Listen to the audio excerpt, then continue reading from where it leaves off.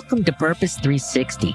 I'm Carol Cohn, and today more than ever before, companies, brands, and their partners need to stand for something beyond the bottom line. I've created this program to provide insights and ideas to share with you so that you can apply them to your work the very next day. The goal here is to up-level your purpose and to benefit companies and society. So please join us. What if we reduce, reuse, and recycle? What if we do the things that really matter? Just imagine the positive environmental change we could create in our communities. Just imagine how we can change our lives and our environment forever. At Cox, we're not just imagining positive environmental change. We're making it happen. We can do the things that really matter. It's our world. Let's talk a little bit about your investments in STEAM education. You're really trying, again, a ripple effect to promote self-sufficiency through community-based organizations. So can you talk about why is STEAM important?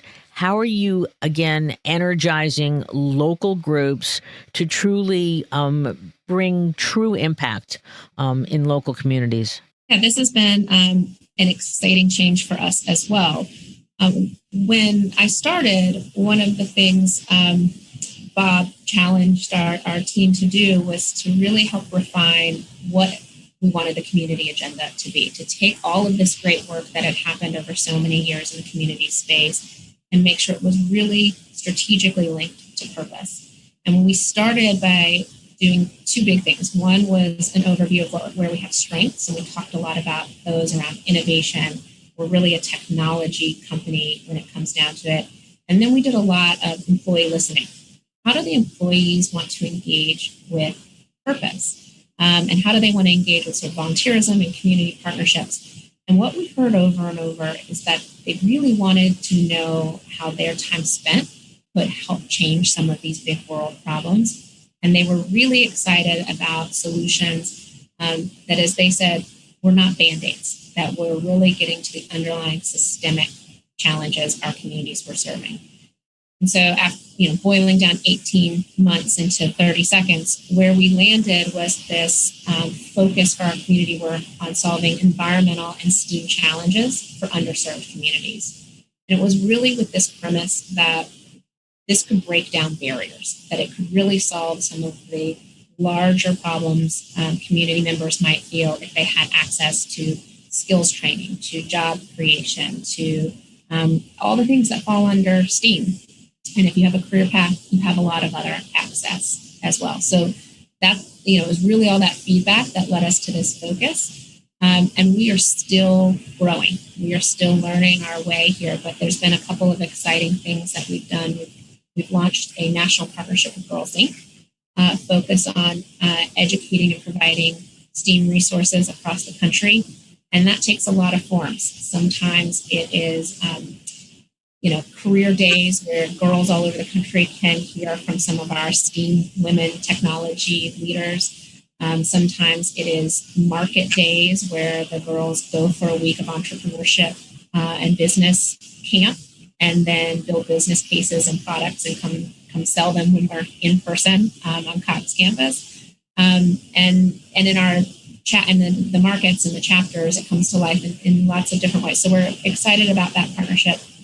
Another one that's been really great has been with the Boys and Girls Club, where we have had a really long-term relationship between our Cox Communication division and the Boys and Girls Clubs. And one of the things they have done over the years is fund technology centers at over 100 Boys and Girls Club locations, where we provide the internet access as well as the computers and even robotics and code training. We train the center staff on how to use all the resources so that when the kids are there after school, they not only have a great place to get their schoolwork done, but they have a really great place to engage in STEAM and technology. So just a couple of examples of how it's coming to life as we explore this space. Within the Boys and Girls Clubs, there are other companies that are also helping to support these technology centers. So I'm curious as to how you work with others.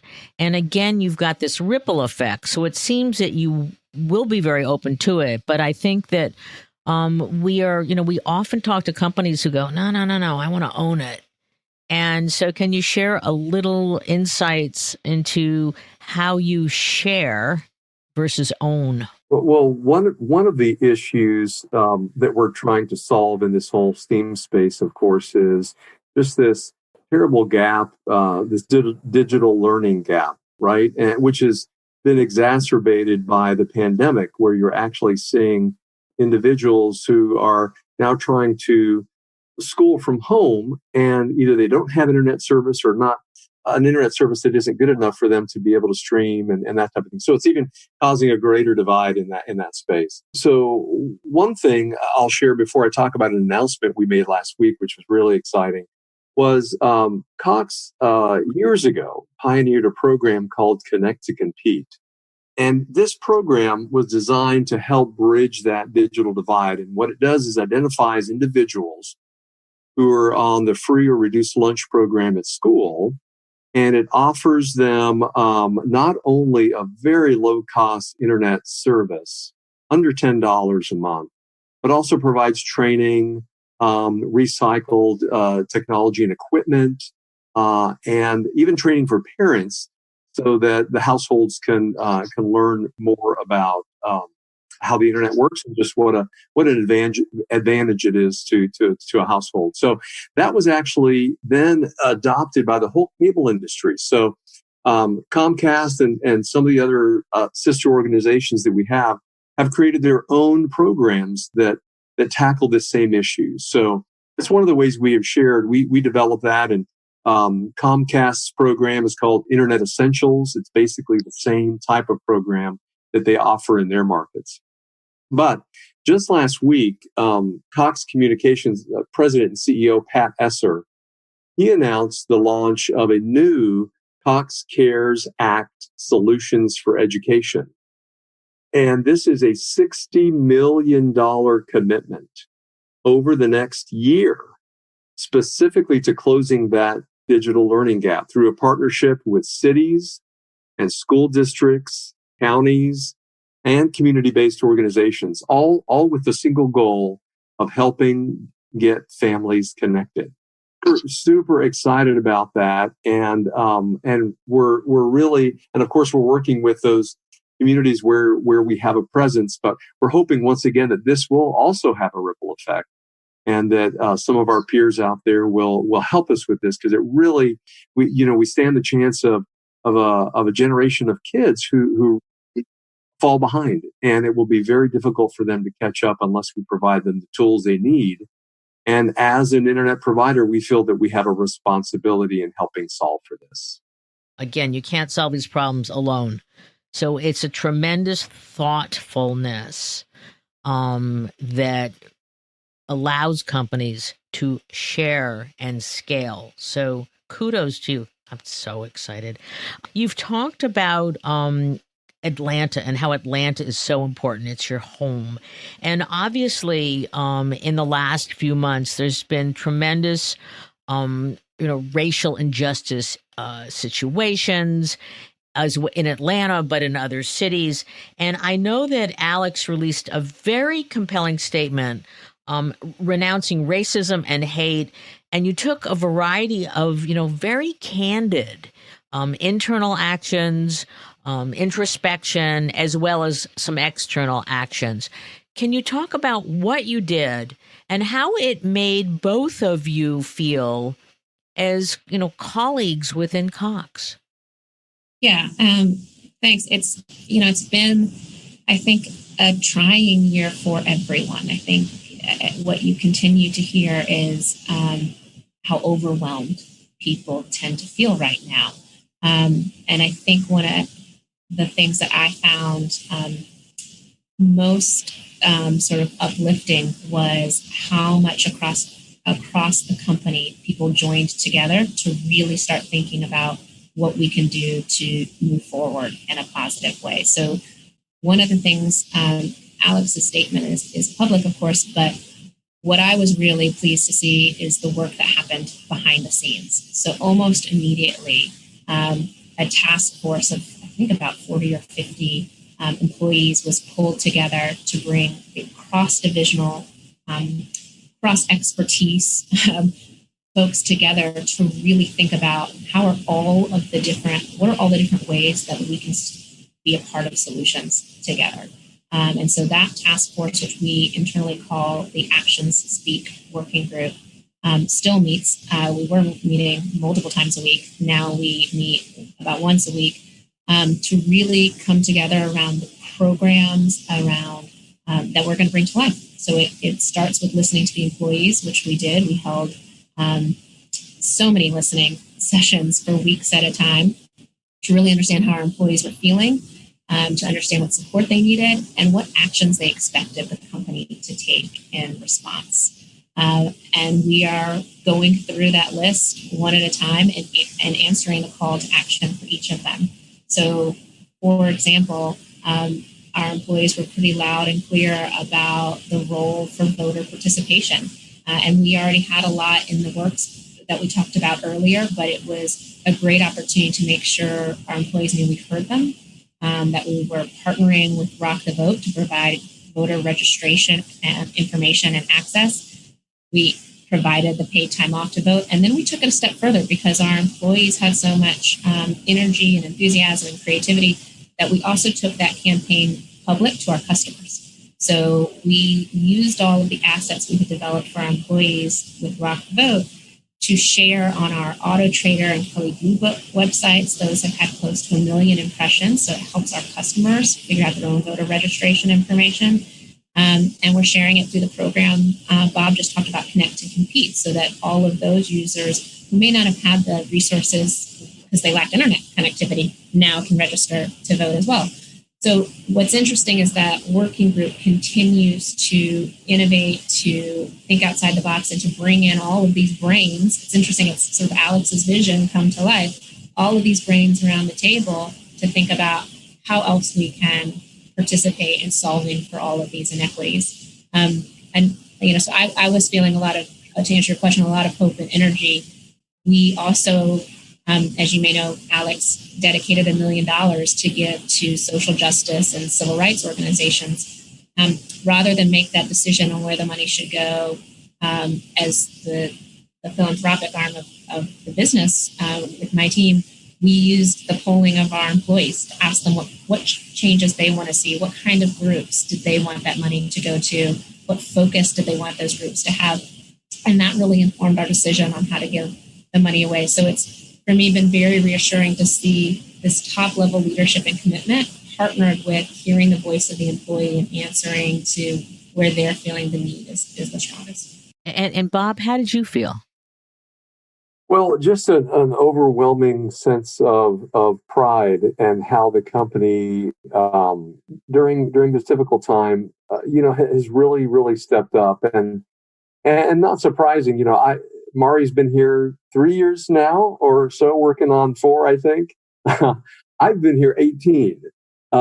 So for me, it was more of a confirmation. And when I saw the company react the way it did, for me, it was more like, well, of course, that's how we're going to react because that's who we are. I mean, that's the type of company that we would and what I would expect as someone who's worked for this very generous and very thoughtful company for all these years. So it kind of reaffirmed my commitment to the organization for what it stands for, what it believes.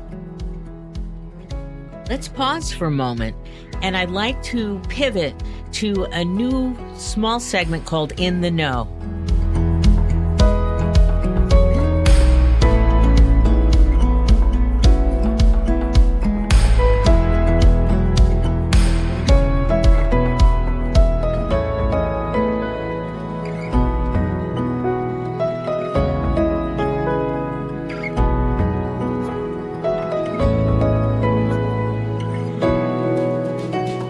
For In the Know this week, I suggest that you take a deep dive into the 2021 rankings of America's most just companies, featuring the Forbes Just 100 and industry leader lists. You can find this at justcapital.com. Microsoft tops the list for the third year in a row, followed by NVIDIA, Apple, Intel, and Alphabet. JP Morgan Chase and AT&T are new to the top 100, and the full Just 100 features 38 new companies. I know when we talk to clients, they are very proud of making those lists because Just Capital is looking at stakeholder-based capitalism, not just shareholders. It's a fascinating read, and I know you'll learn a lot from it. Now back to Cox.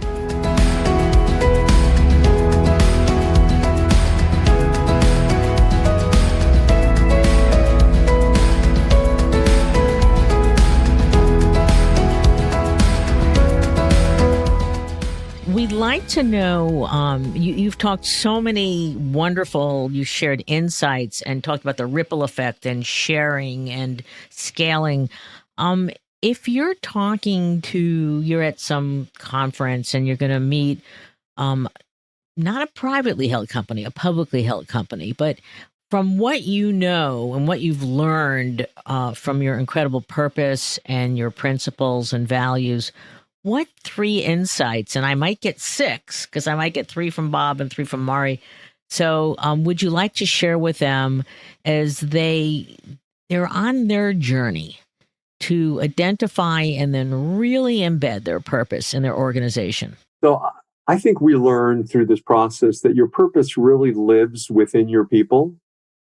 And it's really just a matter of identifying it, giving it a name, and then extracting it. And we found storytelling to be the most effective way to do that. The second thing is if your purpose isn't genuine, or even more importantly, accurate, I think your employees won't believe it and they will spew it out.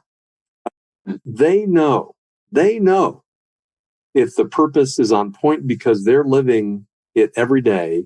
So creating a purpose, while it should be aspirational, if it's too much of a leap, or if it doesn't feel much like the company that you're working in, it won't stick.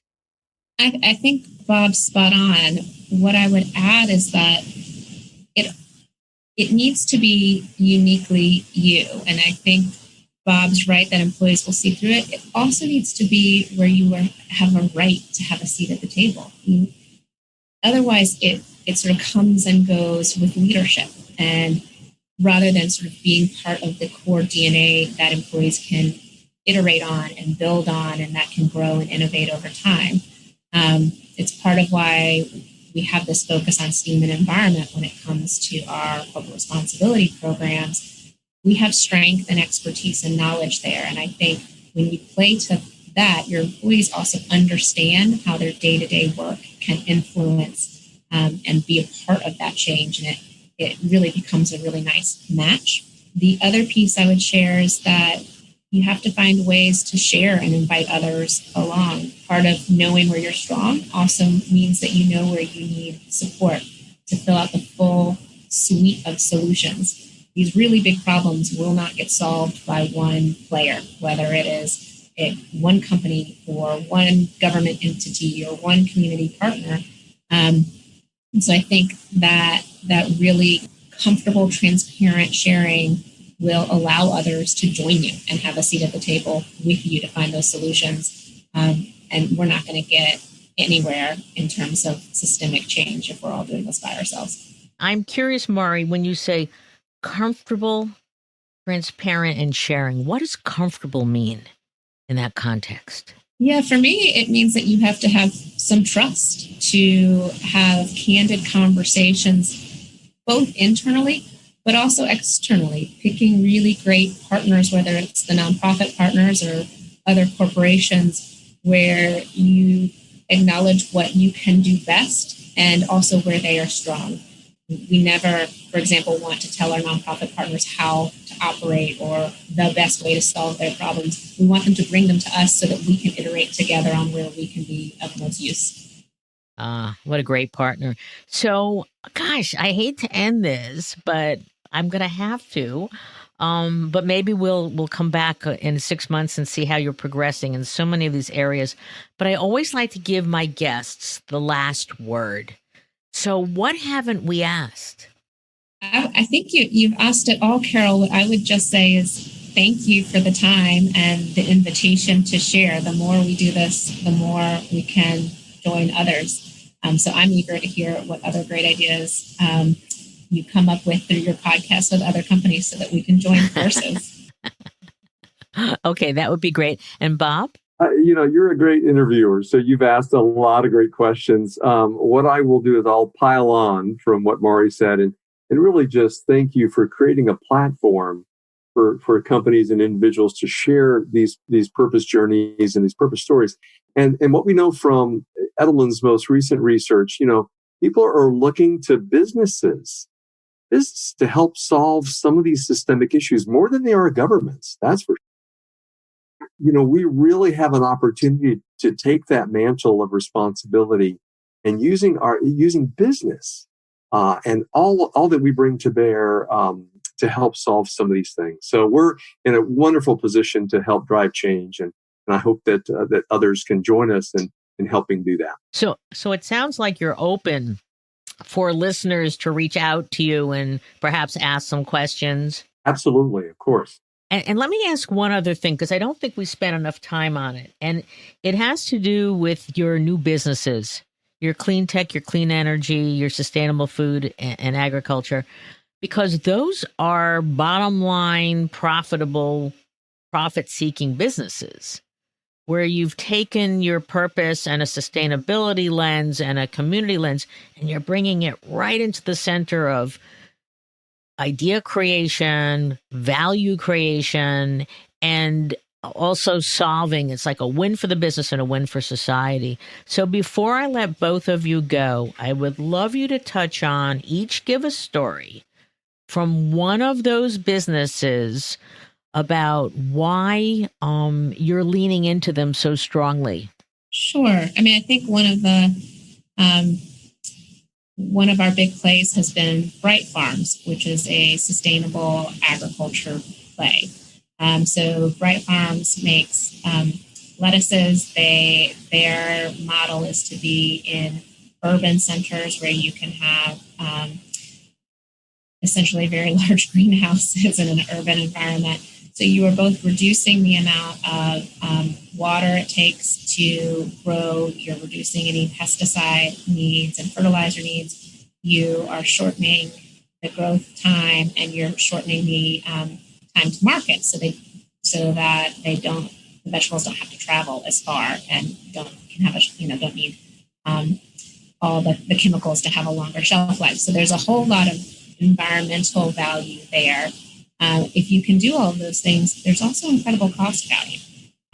So you're able to see, all those transportation costs, shelf life costs, lost product inventory when it goes bad before it is sold, all comes at a cost. So these plays, you're right, Carol, to say they are sustainability plays, but they are also long-term business plays.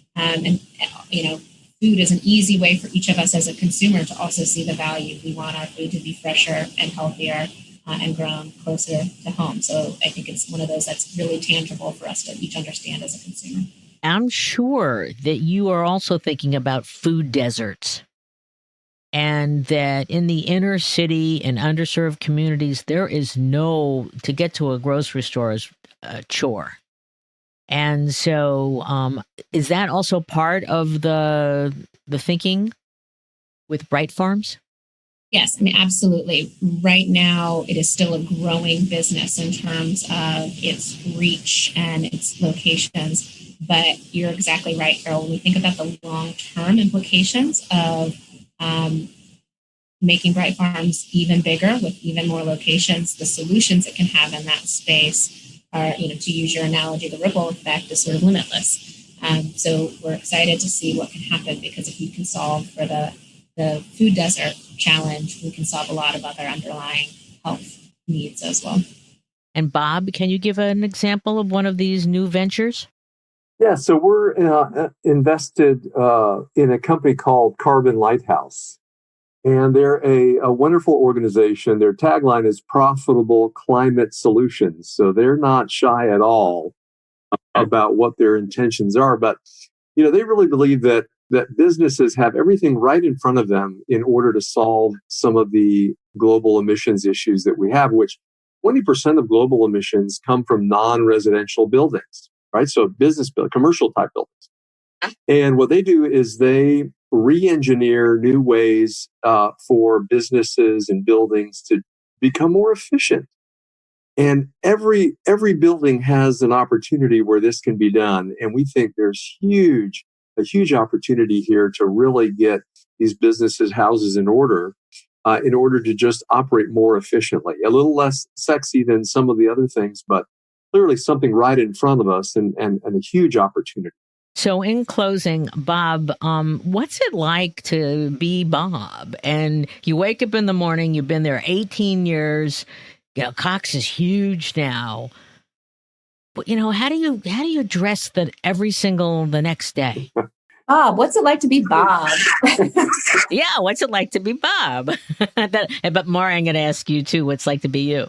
Listen, I feel really fortunate, really grateful, to have landed at a company that really believes and really walks the talk, right? I mean, I feel fortunate because I feel like I've worked for one of the best public companies at Walt Disney World, and now I've worked for clearly the best private company out there with Cox. And it has been so interesting and so exciting for me personally to see the changes and the shifts and the responses to the environment and how this company continues reinventing itself and really driving innovation and change to really maintain relevancy going forward. And I have no doubt that this company is going to be around for many, many future generations because they always think this way. And it's just a real honor to be able to work here and work on some of these things that hopefully will have some lasting impact. But doing our little bit to help put Cox on the map in terms of some of these things. So. Oh, it's more than a little bit. And Maury? Yeah, my career's always been in the environmental space, so I'm personally very passionate about it. But what's changed for me recently, I now have two small kids, a 5-year-old and a 3-year-old. And so when we talk, and both of them are asking some pretty tough questions because of what they're exposed to right now. It's been a tough year with a lot to explain.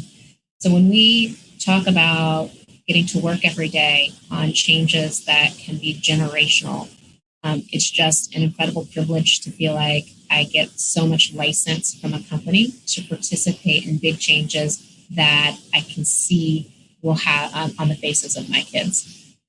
So that I realize every day is just sort of a remarkable benefit to have in a job. I want to thank both of you. This has been a fantastic conversation. You both talked about the businesses, the evolution, and your personal feelings that bring Cox's purpose to life. Because you're both empowering people today to build a better future for the next generation. And, Maury, you talked about your young children and the world tomorrow. We all need to work on this. But you're doing it in profitable, exciting businesses, as well as you're evolving your core businesses. So I have to give you I'm so thrilled we did this. I've known Bob for a long time, and I have seen the evolution. But I just trust our listeners are going to be wowed by this somewhat of a quiet company that's doing extraordinary things. So I want to thank you so much for sharing your time with us. And then I want to ask our listeners, what is your purpose?